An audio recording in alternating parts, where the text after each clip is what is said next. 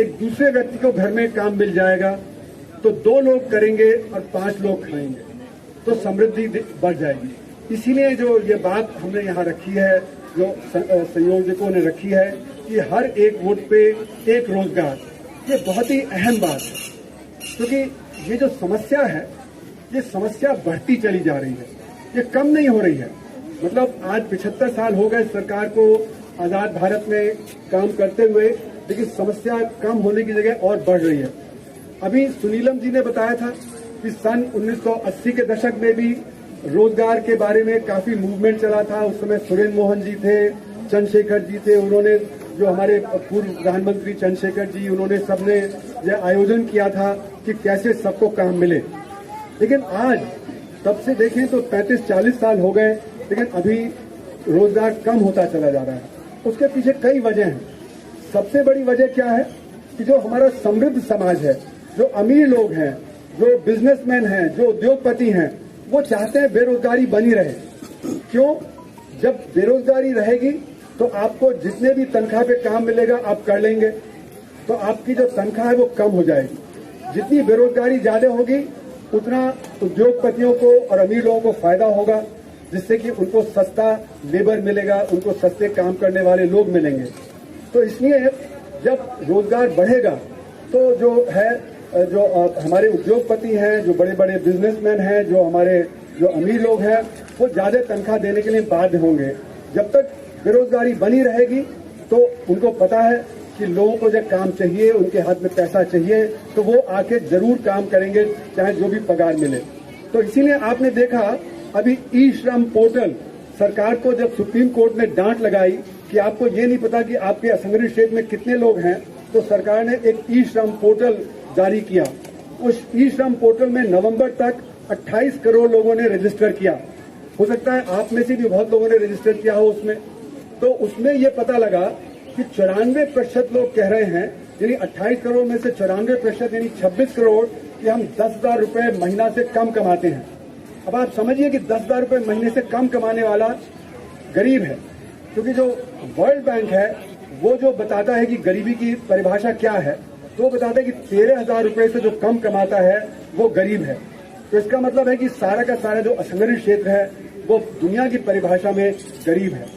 तो इसलिए जो हमारे यहाँ जो गरीबी है वो जुड़ी हुई है बेरोजगारी से, वो जुड़ी हुई है कि लोगों को आमदनी नहीं मिलती है, जो वो कमाते हैं वो कम है।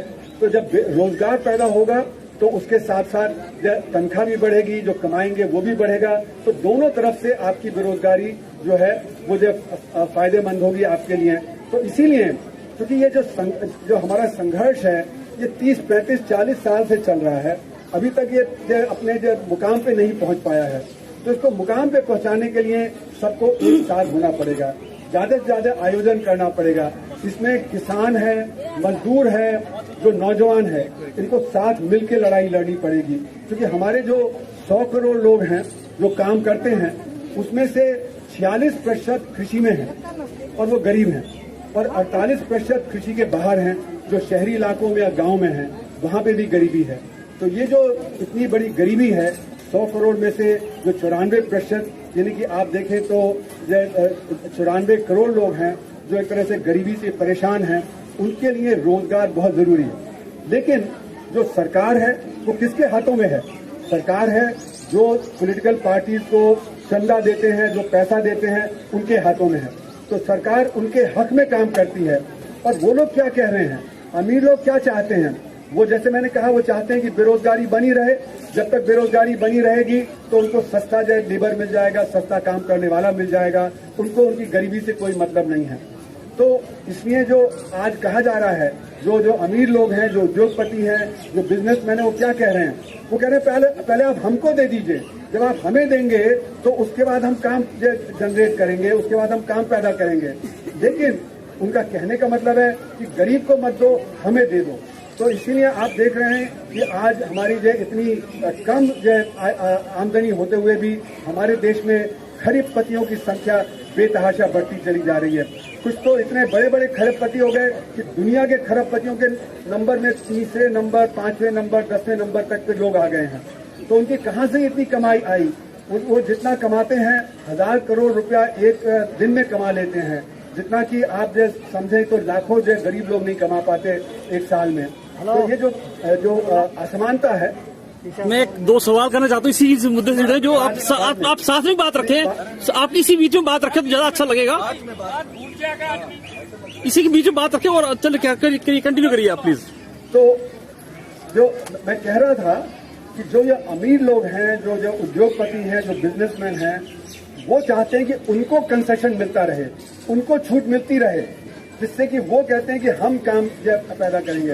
हमारा कहना है कि जब गरीब के हाथ में पैसा आएगा तो अर्थव्यवस्था में जब इजाफा होगा, क्योंकि जब गरीब के हाथ में पैसा आएगा वो एक कटोरी खरीदेगा, वो एक स्कूल का बैग खरीदेगा, एक साड़ी खरीदेगा, कुछ ना कुछ खरीदेगा। और जब वो डिमांड बढ़ेगी अर्थव्यवस्था में तो उससे उत्पादन बढ़ेगा। अभी क्या हो रहा है, गरीब आदमी के हाथ में पैसा नहीं है तो अर्थव्यवस्था में डिमांड कम हो जाती है। जब डिमांड कम हो जाती है तो उससे उद्योग में जो धंधे में जो बढ़त होनी चाहिए वो कम हो जाती है। तो आपको याद होगा कि एक हेनरी फोर्ड करके हुआ करते थे, जिन्होंने फोर्ड की बड़ी कार फैक्ट्री अमेरिका में लगाई।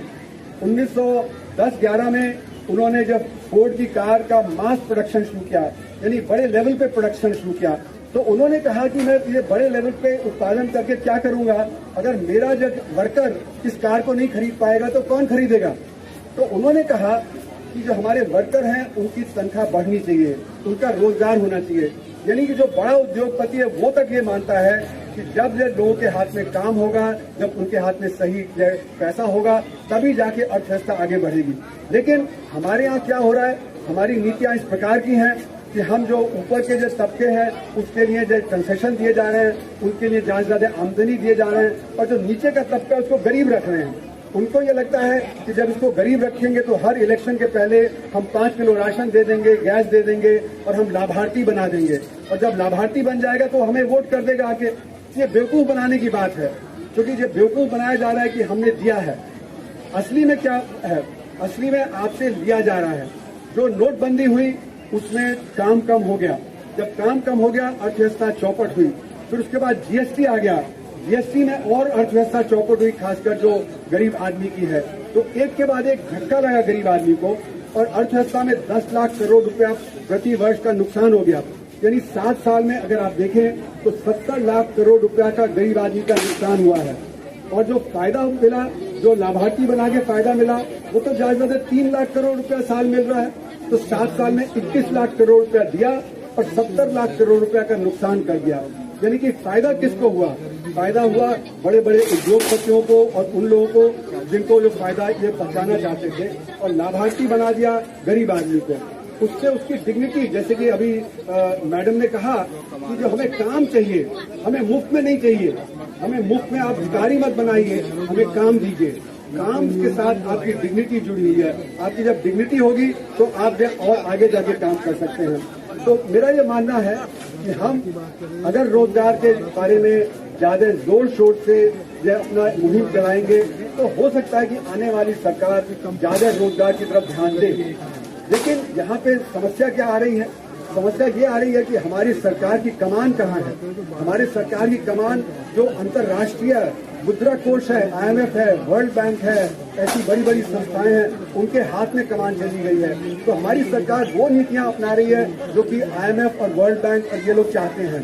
इसका मतलब ये हुआ कि हमारे गरीब की जो डिमांड है उसकी तरफ सरकार का ध्यान नहीं है, उसका ध्यान है बड़े बड़े उद्योगपतियों की तरफ, जो इंटरनेशनल फाइनेंस कैपिटल है उसकी तरफ। तो ये ध्यान कब हटेगा, जब आप लोग उठ खड़े होंगे बड़े लेवल पे, जो वर्कर है, जो किसान है, जो यूथ है, जब वो खड़ा होगा, जब वो खड़ा होकर जब अपनी डिमांड रखेगा तो पॉलिटिकली सरकार को करना पड़ेगा। जब तक ये डिमांड कमजोर रहेगी सरकार जब बात बनाती रहेगी, वो लाभार्थी बनाती रहेगी और अपनी बात को पूरा करती रहेगी। अब सवाल उठता है कि जो अमीर लोग हैं वो कहते हैं कि हमारे पास संसाधन नहीं है।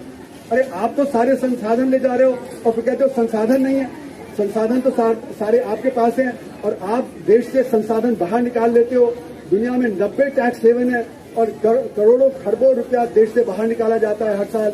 वो चाहे आप देखें कि पैराडाइज पेपर आए, पैनामा पेपर आए, ब्रिटिश वर्जिन आइलैंड पेपर आए, सब में पता लगा कि बड़े बड़े लोगों ने खूब पैसा देश से बाहर निकाला है।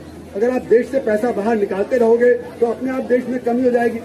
दूसरी बात यह है कि जो हमारा समृद्ध समाज है वो एक यूरोपियन लाइफस्टाइल लीड करना चाहता है। वो चाहता है कि जैसे यूरोप और अमेरिका में लोग रहते हैं वैसे ही वो रहे।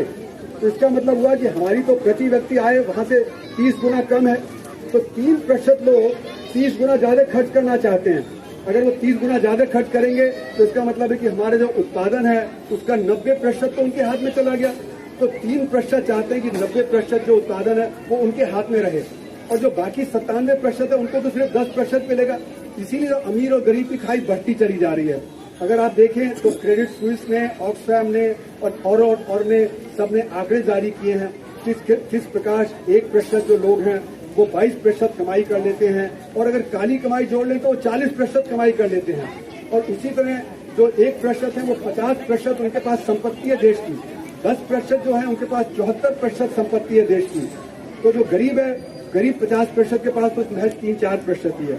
तो इसलिए अगर आप देखें तो ये असमानता इसलिए बढ़ रही है क्योंकि जो हमारे अमीर हैं, जो समृद्ध समाज है, वो नहीं चाहते कि लोगों की तनख्वाह बढ़े, वो नहीं चाहते कि रोजगार बढ़े। इसके लिए जो राजनीतिक दबाव बनाना बहुत ही जरूरी है। बिना राजनीतिक दबाव बनाए हमारा काम नहीं होगा। इसीलिए जो आपने मुहिम शुरू की है उस मुहिम को बहुत तेजी से आगे बढ़ाना है। 2024 का इलेक्शन आ रहा है, उसके पहले ये बात हर घर में पहुंचानी है। आप लोगों को जब ये घर में पहुंचाएंगे बात कि असलियत क्या है, तो ये मुहिम और तेज होगी। जब ये मुहिम तेज होगी तो भारत की समृद्धि बढ़ेगी। तो इसलिए मेरा मानना है कि ये हमारे हाथ में है कि हम अपनी समृद्धि बढ़ाएं। उसके लिए संगठित होना जरूरी है, उसके लिए एक दूसरे की मदद करना जरूरी है। किसानों को, जैसे कि जब सुनीलम ने कहा था, किसानों को, जो कामगार हैं उनको, और जो नौजवान हैं, इन तीनों का संगठन साथ मिलकर काम करेगा तभी ये बात आगे बढ़ेगी। तो इसलिए आप लोगों को जब मैं फिर से बधाई देता हूं कि आपने इतनी मुश्किल हालात में आज यहाँ पे ये मीटिंग का आयोजन रखा है और यहाँ पे तरह तरह के लोगों को बुलाया है, बात सुनी है, और आपने अपने जब इच्छा शक्ति को और दृढ़ किया है। इस दृढ़ इच्छा शक्ति के साथ आप आगे बढ़ें, हम लोग आपके साथ हैं। धन्यवाद। सर एक सेकंड में 2 सवाल आपसे और पूछे, इसी साथ जुड़े हुए हैं जो सर। हाँ, एक तो अब हम लोग जब हमेशा बात करते हैं एक मिनिमम रोजगार पे, तो मिनिमम सैलरी पे तो बात करते हैं, लेकिन क्या इसमें ऐसा नहीं कि जो अधिक से अधिक जो तनख्वाह दी जाती है 5 लाख, 10 लाख, 50 लाख, 1 करोड़ महीने की, हम क्या उसको भी कहीं रोकने लगाने की जरूरत नहीं है समाज के अंदर? दूसरा, हम रोजगार की जो समस्या हमारी बड़ी पैदा हो रही है आज, तो चुपके से हमारी सरकार ने एक एकाधिकार कानून का जो खत्म कर दिया है, उसका कितना असर पड़ा है और उसको कैसे रिवर्स किया जाए, मैं चाहूंगा आप अनुभवी हैं तो कुछ इस बात पर प्रकाश डालें। देखिए, ये बात कही जाती है कि हमारे देश में साधनों की कमी है और इसीलिए हम रोजगार नहीं दे पाते और इसीलिए हम तनख्वाह सही नहीं दे पाते, लेकिन ये उल्टी बात है। साधनों की कमी नहीं है, इच्छा शक्ति की कमी है। जिस दिन इच्छा शक्ति होगी तो हम जो सही जो कानून बनाएंगे, हम सही जो रोजगार पैदा करेंगे। तो अभी जैसे कि हमारे जो अमीर लोग हैं, तो आज जैसे प्रधानमंत्री ने कहा अपने 15 अगस्त के भाषण में कि 140 करोड़ में जो इनकम टैक्स देने वाले हैं उनकी संख्या महज 1.5 करोड़ है, यानी 1.1% लोग ही इनकम टैक्स देते हैं।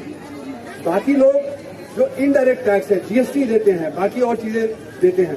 तो अगर हम ये जो 1.5 करोड़ से इसको 5 करोड़ कर लें, क्योंकि ये काली धन की अर्थव्यवस्था बहुत ही बढ़ी हुई है, तो आपके पास साधन आ जाएंगे।